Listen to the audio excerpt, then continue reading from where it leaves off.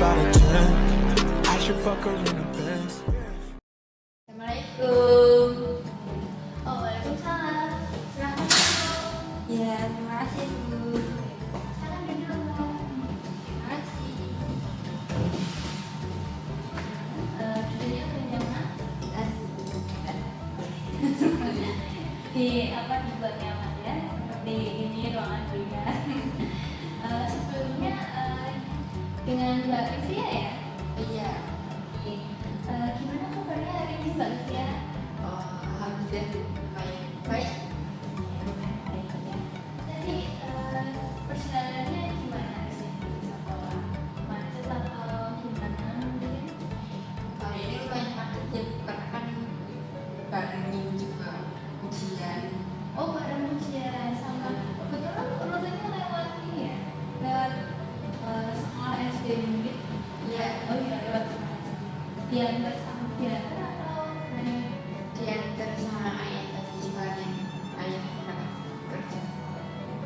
Oke, ini dengan Mbak Livia. Jadi ini sebelumnya kan pasti Mbak Livia bingung nih kenapa kok tiba-tiba hari ini sudah dijadwalkan untuk menikah. Nah sebelumnya jadi ibu mendapat beberapa rekomendasi dari wali kelas ya, terutama wali kelas ya. Jadi menemukan temuan di mana untuk perkembangannya Mbak Livia selama dari kelas 7 ke kelas 8. Dan ibu rasa tidak cuma sekali kalau Mbak Livia itu ingin konseling gitu, cuma cerita ke wali kelas mau deh konseling gitu sama Bu Vina. Nah sebelumnya itu mau tanya kalau Mbak Livia sendiri sudah pernah mengikuti konseling? Belum. Oh, belum pernah? Belum. Oke, untuk akan jelasin itu ya, di konseling itu gampangnya kita kayak sharing session dengan teman kita atau dengan orang yang kita percaya. Jadi kalau misalkan kita curhat nih yang masalah, kita share juga ke teman terdekat atau mungkin dengan orang tua juga bisa. Perbedaannya konseling itu memprioritaskan dua hal utama atau memakan dua hal, yaitu asas keterbukaan dan juga asas kerahasiaan. Jadi Mbak Livia dengan ibu nanti kalau misalkan setuju dengan konseling program ini, nanti kita saling menjaga rahasia satu sama lain. Nah, untuk menjaga kerahasiaan tersebut, tentunya nanti juga menggunakan ini itu namanya lembar kesepakatan. Jadi lembar kesepakatan ini nanti ibu juga isi, Mbak Livia isi, dan kemudian kita baru bisa mengawali sesi konseling untuk hari ini. Karena nanti mungkin Mbak Livia kan belum 100% percaya sama ibu, jadi ini kita juga menggunakan lembar kesepakatan juga. Jadi Mbak Livia bisa luas ceritanya, bisa share-share. Nah, jadi apakah Mbak Livia setuju untuk mengikuti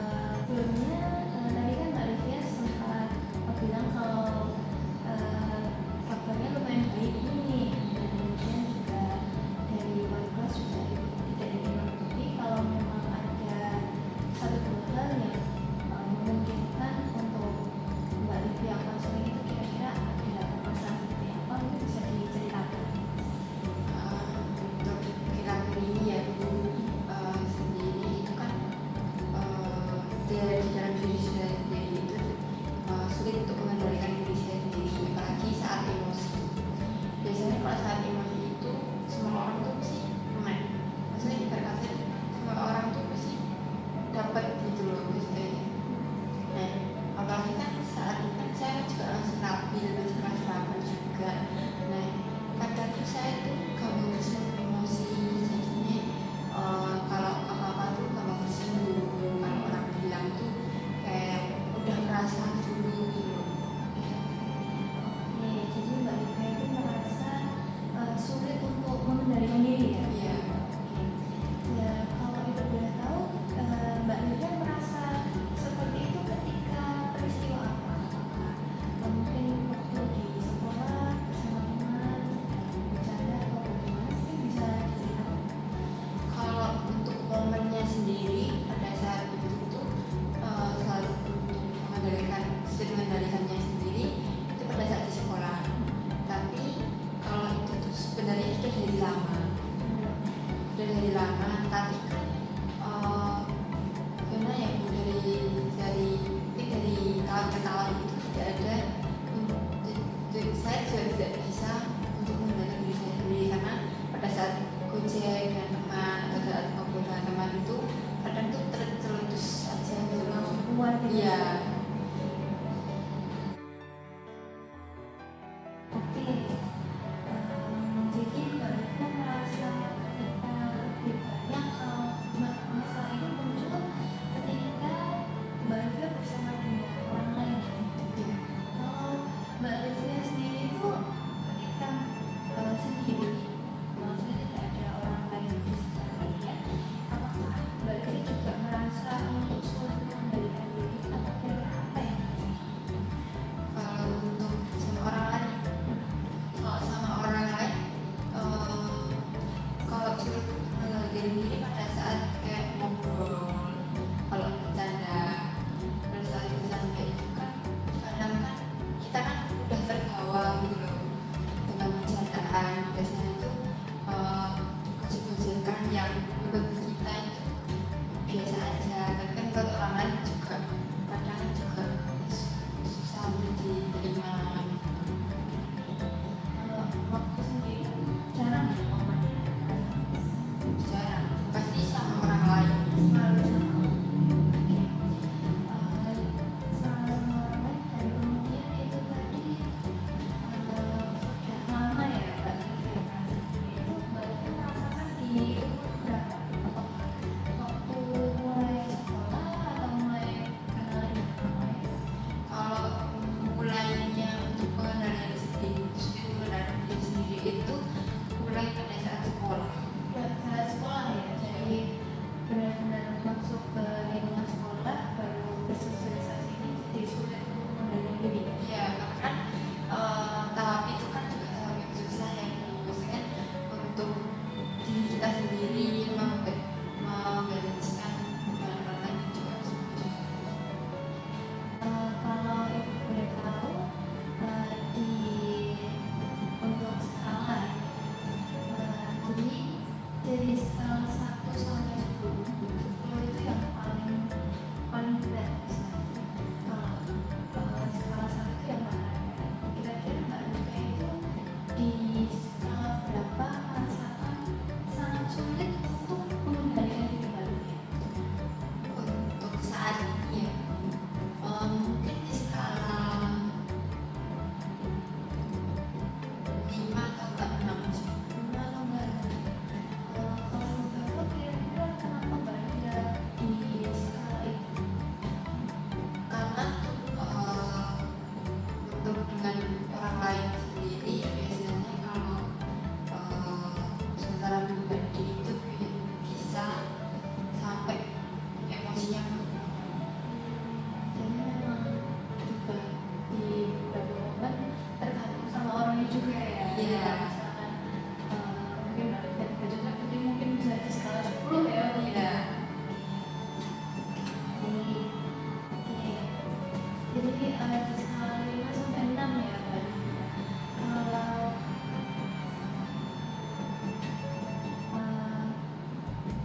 ini ibu akan mengajak Mbak Rika untuk membayangkan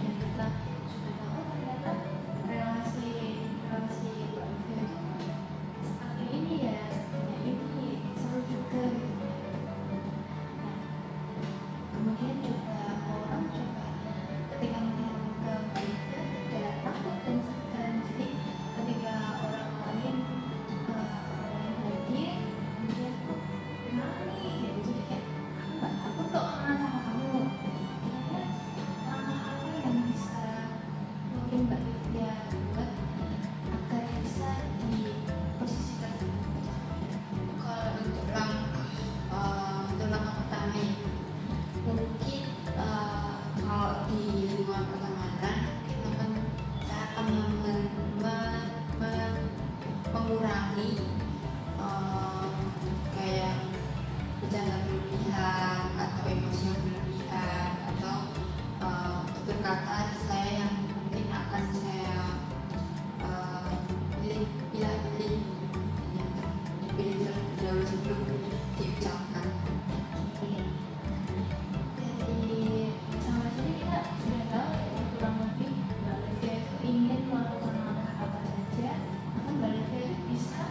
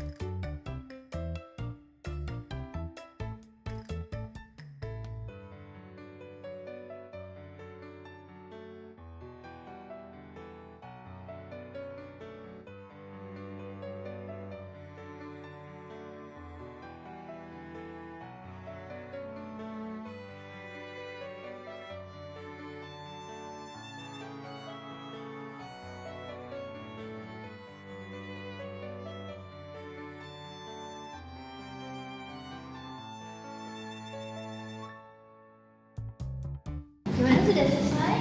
Sudah. Ini sama itu juga saya lagi kalau ini nanti berfirman bisa disimpan dulu. Itu. Kemudian nanti ini kapsul waktu ini nanti juga bukti konsistensinya dari Mbak Livia, bagaimana Mbak Livia ingin mengendalikan Mbak Livia, mengendalikan emosi dan tidak istilahnya tidak mengganggu lingkungan sekitar dengan kondisi emosional Mbak Livia. Ini ibu membawa ada lembar asesmen hasil, jadi minta tolong untuk Mbak Livia diisi dulu.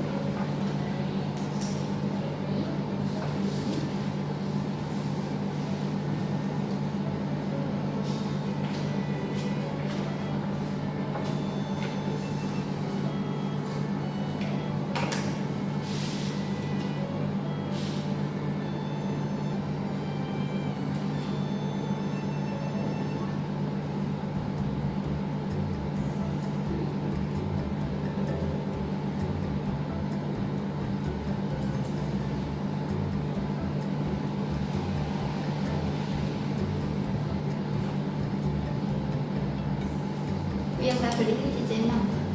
Di channel boleh, di channel boleh. Diisi aja.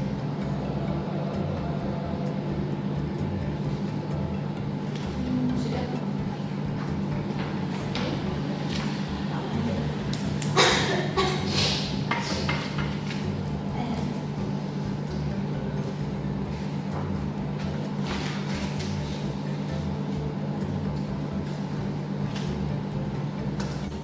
Ini juga mau sharing kebetulan kalau boleh tahu kira-kira namanya apa di kasus solo juga atau di luar kota? Kasih solusi. Kasus solo juga. Sebenarnya ibu sedikit banyak tahu mengenai Membangun Hayuning Pono. Di Membangun Hayuning Pono ini adalah bagaimana kita menjaga keselarasan hidup dan bagaimana kita menjaga keselarasan hati dan otak. Jadi ketika seperti ini, mereka kan sulit mengendalikan diri. Jadi kita meneraskan hati kita sejauh yang itu dapat dari konsep pada ini, baru dia sudah bagus, sudah mengetahui kalau mereka itu memang mencintai, kemudian balik dia juga mau terbuka dengan itu, kemudian mereka juga tahu bagaimana dampaknya, bagaimana resikonya, dan mereka juga tahu makannya. Ini untuk menambah kejujuran komunikasi mereka.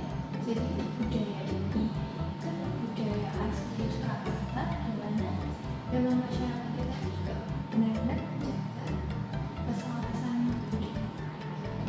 Bagaimana caranya? Kita adalah kalau untuk budaya sendiri, kita bagaimana kita menemukan ketahanan hidup dan kita soal informasi kita evaluasi. Itu adalah budaya yang diajarkan ya. Untuk diajarkan itu adalah interpretasi budaya seperti itu. Apalagi di dalam konteks juga sudah selaras untuk nilai-nilainya dan memang kita hanya diperlukan untuk meningkatkan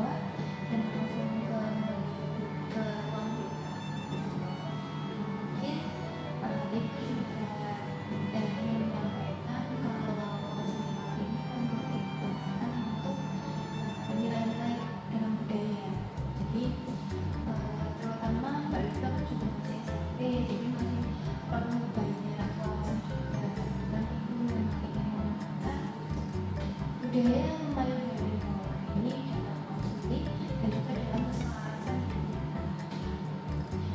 Kalau nanti ada yang lagi bisa chat atau langsung chat.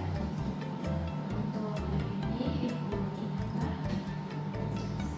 Jadi kembali sudah tahu kurang lebih bagaimana penggunaannya untuk mengurai skala tersebut, dan Ibu juga paham pertanyaan yang menyinggung. Mungkin bisa saya balik aja langsung ke rumah dan kalau lagi kita bisa bertemu di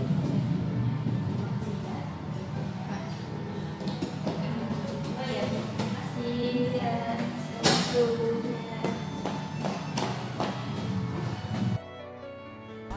On my body, I'm an icon, man. I'm a girl about a 10. I should fuck her in a